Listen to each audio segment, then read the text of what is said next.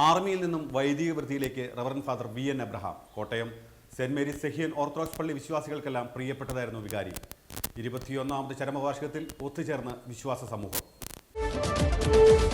ദീർഘനാളത്തെ ആർമി ജീവിതത്തിന് ശേഷം ആത്മീയതയിലേക്ക് മാറി സാധാരണക്കാർക്ക് വേണ്ടി ജീവിതം മാറ്റിവെച്ച ഒരു വ്യക്തിത്വത്തിന്റെ ഉടമ റവറന്റ് ഫാദർ വി.എൻ. എബ്രഹാം. സാധാരണക്കാർക്കിടയിൽ അദ്ദേഹം ചെലുത്തിയ സ്വാധീനമാണ് അദ്ദേഹം അന്തിയുറങ്ങുന്ന ഈ ആരാധനാലയത്തിൽ അദ്ദേഹത്തിന്റെ 21ാം ചരമവാർഷികത്തിലും ഇത്രയധികം വിശ്വാസികൾ ഒത്തുചേർന്നത്. പ്രത്യേകിച്ച് അച്ഛനെ ഏറ്റവും സ്നേഹത്തോടെ ആദരവോടെ ഓർക്കുകയാണ്. 1955 അച്ഛൻ പട്ടം കെട്ടുകയും 2003 ദൈവസ്ഥനിലേക്ക് വേർപെട്ട് യാത്രയാകുകയും ചെയ്തു. അച്ഛൻ്റെ ശുശ്രൂഷ എന്ന് പറയുന്നത് കാരമൂട് പള്ളിയെ സംബന്ധിച്ച് മറക്കാനാവാത്തൊരു വ്യക്തിത്വമാണ്. സ്നേഹം കൊണ്ട് കൊട്ടാരം പണിത ഒരു അഭിഷേകത്തിനാണ് വന്ദ്യനായ വി.എൻ. എബ്രഹാം എന്ന് പറയുന്നത്. അച്ഛൻ്റെ ശുശ്രൂഷ കാലഘട്ടത്തിൽ 5 വർഷക്കാലം ഇടവേ ശുശ്രൂഷികളൊക്കെ എല്ലാവരും കരുതുന്ന, ഉൾക്കൊള്ളുന്ന, സ്നേഹിക്കുന്ന ഒരു വ്യക്തിത്വമാണ്. പിതാവിന്റെ ശവകുടീരത്തിന് സമീപം തന്നെ പ്രിയപത്നി മേരി എബ്രഹാമും അന്തിയുറങ്ങുന്നു. കോട്ടയം കാരമൂട് പാക്കിൽ സെന്റ് മേരീസ് സെഹിയോൻ ഓർത്തഡോക്സ് പള്ളിയിലെ വിശ്വാസികൾക്കെല്ലാം ഏറെ പ്രിയപ്പെട്ട വികാരി എന്നതിലുപരി ഒരു സ്നേഹിതൻ കൂടിയായിരുന്നു റവറന്റ് ഫാദർ വി.എൻ. എബ്രഹാം. സാധുക്കളെ സഹായിക്കുക എന്നുള്ള ചാരിറ്റി ആയിരുന്നു മുഖ്യ ഉദ്ദേശം. എൻ്റെ അറിവ് ശരിയാണെങ്കിൽ ഈ വൈദിക വൃത്തിയിൽ ലഭിക്കുന്ന എല്ലാ തുകയും ചാരിറ്റിക്ക് വേണ്ടി മാത്രം ഉപയോഗിച്ച ഒരു വ്യക്തിയായിരുന്നു.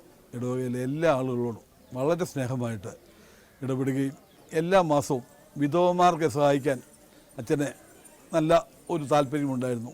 അച്ഛൻ പ്രാർത്ഥനയെക്കാളും കൂടുതൽ പ്രവർത്തനത്തിന് മുൻതൂക്കം കൊടുത്തിരുന്നു. അച്ഛന് എല്ലാവരോടും നല്ല കരുതലുണ്ടായിരുന്നു. അതായത് ബുദ്ധിമുട്ട് അനുഭവിക്കുന്നവരെ കണ്ടുപിടിക്കാൻ ഞങ്ങളെ വരലെ ഏൽപ്പിച്ചിരുന്നു. ഫാദറിന് 2 മക്കൾ, നൈനാൻ എബ്രഹാം, ഡോക്ടർ അന്ന എബ്രഹാം. ആർമി ജീവിതവുമായി ഈറോഡിൽ താമസിച്ചു പോരവേ തന്റെ മകൾ അസുഖബാധിതയാകുകയും മരണമുഖത്തു നിന്നും തന്റെ മകളുടെ തിരിച്ചുവരവാണ് അദ്ദേഹത്തെ ആത്മീയ വഴികളിലേക്ക് നയിച്ചത്.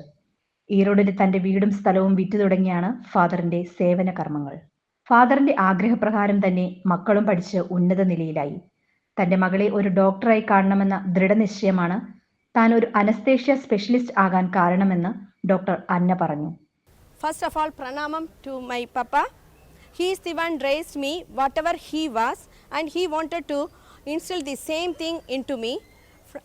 I used to hear from the age of 3 to 4 years. He was telling you should become a doctor.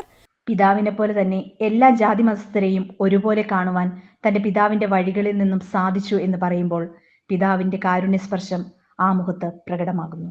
പപ്പായി കൊടുത്ത പ്രോമിസ് എൻ്റെ മനസ്സിലുണ്ടായിരുന്നു. അന്ന് എന്നെ തൃശ്ശൂർ മെഡിക്കൽ കോളേജിൽ ഉള്ളപ്പോഴേ ഞാൻ ലെപ്രസി ഹോമിൽ ഇവിടെയൊക്കെ പോകുന്നുണ്ടായിരുന്നു. പലയിടത്തും പോകുന്നത് എനിക്കറിയുന്ന എൻ്റെ ഫ്രണ്ട്സിൻ്റെ കൂടെയൊക്കെ നല്ല ഫ്രണ്ട്സ് ഉണ്ട്. അങ്ങനെ പോയി. അത് കഴിയുമ്പോഴാണ് കോട്ടയം ഫസ്റ്റ് എം ബി കഴിഞ്ഞപ്പോൾ കോട്ടയത്തോട്ട് ട്രാൻസ്ഫർ ചെയ്യുന്നത്. കോട്ടയാണ് എൻ്റെ മെയിൻ.